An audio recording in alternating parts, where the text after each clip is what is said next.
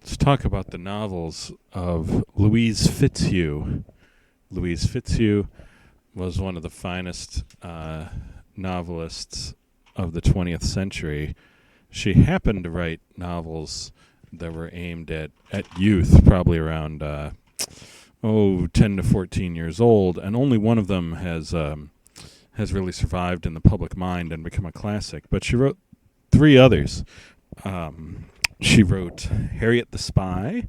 That's the classic, of course. She wrote The Long Secret.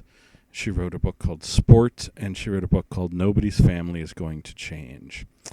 And if these books were for adults, I think she would be remembered as one of the finest novelists of the 60s and 70s. But because they were for children, her work is generally underappreciated. Harriet the Spy is the one we'll talk about first. Harriet is a 12-year-old living in New York. She's an extremely realistic and evocative character at a time when youth fiction would either be kind of idealized or written for plot, like for romance or for adventure, and not necessarily for realism. Harriet really jumps off of the page as a real person. She has a really distinctive mannerisms. She has a distinctive look and attitude. And Fitzhugh gets all this across without the kind of shortcuts common to a lot of fiction, where the writer more or less tells the reader what to think and feel about a character. Instead, she really lets you into Harriet's world and lets you feel Harriet's interests from the inside, which is, a lot more trouble than even many adult novelists will go to. Fitzhugh has a tremendous knack for dramatizing, for realistic dialogue, and for simple, direct language, which of course suits a youth novelist where you don't want to use a word that your readers might not know and which would throw them out of the story. But it's more than that, just unadorned, direct storytelling. So Harriet is a 12-year-old kid who lives in New York and who's from a reasonably well-off background, well enough that she has a caretaker named Old Golly, an older woman who is in charge of her while her parents, sort of live their lives. She gets on well with her parents. They just aren't like her direct caretaker much of the time. And Harriet is a spy. She has a tremendous interest and curiosity in people, especially in the world around her, but especially about people. And so she conceives of herself as a spy and does a lot of direct spying, like sneaking around, eavesdropping, peeping through windows. And she writes all this down, like what she sees and thinks about things in these big notebooks. She's a budding writer or artist or photographer, filmmaker, any person who sort of puts distance between themselves and what they're observing. Anyone whose life involves being something like a professional spectator. That's what Harriet is sort of moving towards. And because of the notebook, you can imagine she's probably leaning towards writing and wants to learn all about life so that it can be turned into words. So she has a regular routine that she goes through to spy on people. She has she runs around her neighborhood looking in on people and thinking about their lives and what the changes in their lives that she sees might mean for them. But she is a 12-year-old kid, and she has a regular life, and she goes to school, and she has a couple of closer friends. Sport is a boy who she's close to, who lives with his dad. His mom's not in the picture, and Sport and his dad, have their troubles, and Sport is actually in charge of their household, even at his age. Like, he keeps track of the money because his dad is a nice man, but he's irresponsible. And Beth Ellen is a peer of Harriet's who's very quiet and lives with her grandmother, whose mother is also not whose parents aren't really in the picture, and Beth Ellen is very reserved because of this. And so they find Harriet in different ways, fun and endearing to be with. Beth Ellen sort of likes how Harriet will decide what they're going to do and take charge and make decisions. And Sport likes how Harriet will, think of things and give new angles on them. Sport isn't as reserved as Beth Ellen, but he is more cautious. They're both sort of drawn to the kind of imaginative risk-taking that Harriet engages in.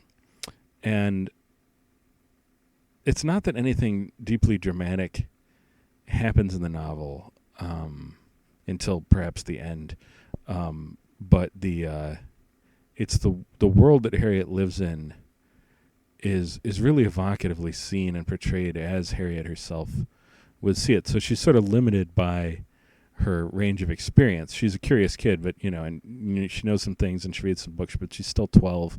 She has her habits that she doesn't shake. Like, she really likes tomato sandwiches, only tomato sandwiches. So old Golly is always just making her tomato sandwiches. And she stumbles across things that, as she witnesses them, she understands some of what she sees, but as an older reader might see them, you understand more of the implications of what you might see. And you also understand that what she's doing is more socially risky than Harriet herself is aware. Harriet's just kind of being herself, learning about the world and the people in it, and she doesn't have the sense of transgressing social boundaries that an adult would have. And it makes you feel that way, like that way when you're on the cusp between childhood and adulthood, where you feel the need to insert yourself into the adult world, but you don't have a lot of signposts, and you stumble over things, and you trip, and you make wounding remarks without meaning to, and you feel that that tension between what you need to know and figure out and your limited means of knowing and figuring it out. And that's in the novel as well as I can ever remember it being written. And although it's a novel where the main characters are children and the novel is aimed at youth, I don't see why that should really... We were all children. We were all youth. I don't see why the topic matter should automatically sort of like place it in a separate category from the rest of fiction, from the rest of novelization. Youth writers tend not to use some of the, fancy literary devices and words that other novelists do, but that's the correct decision to make when you're writing books that are aimed at younger children. It doesn't mean that you yourself aren't a sophisticated, intelligent writer. It means you've made a good creative choice.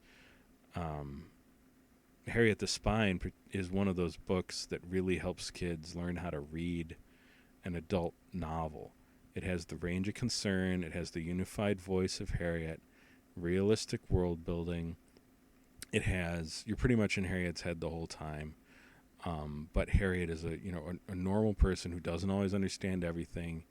And you don't always understand everything. Sometimes she'll ask like her parents a question, and they'll give her an answer that just gives her more questions. And an adult reader would know what her adult parents are trying to tell her, but you as a kid don't. So the novel sort of parallels Harriet's own experience of wanting to be pulled into adult, mature life, of wanting to get everything figured out now. Which is what leads her eventually into trouble, because she's also spying and writing down things about her friends, and this is eventually discovered by the kids in her school, and they're really hurt by this. And it's a very powerful scene when she finds out that they've found and read her notebooks, and they know about the sort of secret narrative of their lives that she's been writing. I remember it being done pretty much completely in silence, and no one will she can't meet anyone's gaze, and she feels that kind of weird proto-shame that you feel sometimes, where you can't quite nail down the emotion of shame because you were just doing what you felt, but you do suddenly get that you've crossed some kind of line that everyone thought you knew about and that you would just follow. it's very good. So, people turn their back on her. They start a club where there's like no spies allowed written on the side, because they're kids. But the feeling of stigma in that later part of the book when she feels outcast is really powerful. It really comes across well in the story. And once her secret has been revealed, the way she's like sort of, taught herself other people's secrets, she has to sort of pass through one of those sort of growing up moments and, be forgiven by her friends and have a deeper understanding of who she is and what she's about. It's a really good book, and I'm not touching on much of the telling detail, but it's a really fantastic novel. I'm pretty sure it's been in print now for something like 60 years, and it was a success when it came out and everything. And maybe there was a TV show or a movie too. I'm not sure, but it's certainly a classic, and it deserves to be remembered as much a classic as any adult novel that we call a classic. Okay, we'll take a pause here, and then we'll talk about her other books.